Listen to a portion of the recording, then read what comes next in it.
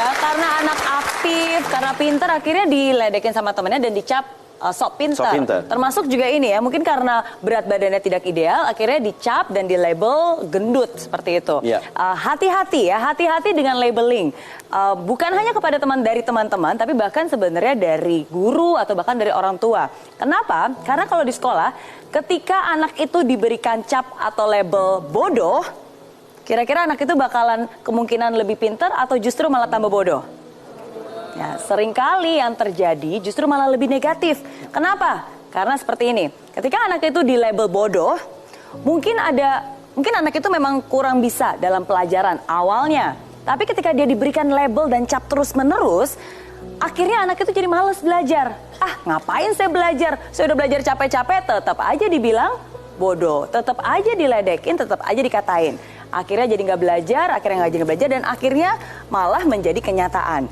Karena lingkungannya mencap dia seperti itu. Nah, seringkali itu yang terjadi. Justru karena dikatain, mau usaha, tapi karena belum berhasil, malah depresi, malah makan lebih banyak, dan akhirnya kondisinya malah lebih parah. Oke, nah seperti saya bilang, ini bisa terjadi kalau anak itu tidak memiliki self-confident atau self-esteem.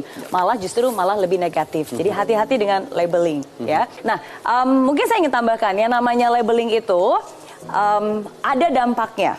Kalau labeling itu negatif, dampaknya pasti negatif. Tapi sebaliknya, kalau labeling itu positif, kira-kira mungkin nggak sih mengubah seseorang yang tadinya bandel atau negatif malah jadi positif?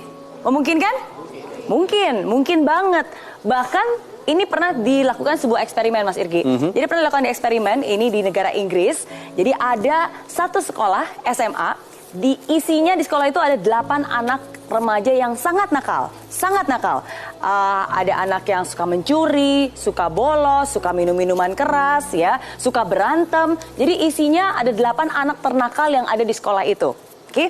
Nah, lalu sang profesor ini yang ingin melakukan eksperimen, dia melabel positif kepada 8 anak nakal ini. Jadi 8 anak nakal ini diberikan julukan yang positif, diberikan julukan sebagai saints. Saint itu adalah orang-orang suci, orang-orang yang hebat, orang-orang yang sangat baik. Nah, ketika julukan itu diberikan kepada anak-anak yang bandel, tebak apa yang terjadi? Anak-anak itu ketika melakukan kenakalannya, dia jadi melakukannya diam-diam. Dia nggak mau dilihat orang. Kenapa? Karena dia merasa, wah, saya dapat julukan orang suci nih, berarti saya nggak boleh terlihat nakal. Akhirnya dia melakukan kenakalannya tanpa terlihat orang. Lama-kelamaan, dia mengurangi kelakuan nakalnya, dia merasa pengen menjadi orang baik, dia mengurangi kelakuan nakalnya, dan lama-lama kelakuan nakalnya itu berkurang dan jadi tidak ada sekalipun, dan anak itu berubah menjadi anak baik dan bermanfaat bagi orang-orang sekitarnya. Nah, jadi sekali lagi, labeling itu berdampak. Kalau itu negatif, akan berdampak negatif, tapi kalau itu positif, akan bisa membuat anak itu juga jadi lebih positif.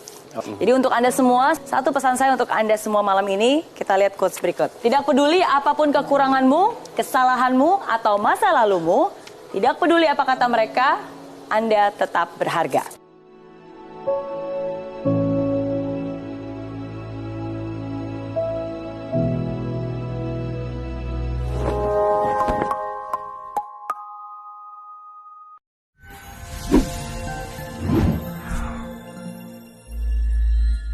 Di aplikasi Mary Riana tersedia lengkap video-video YouTube terbaru saya, artikel yang up to date, quotes inspirasi, koleksi merchandise, workshop dan seminar yang bisa kamu dapatkan free dan download sekarang juga gratis.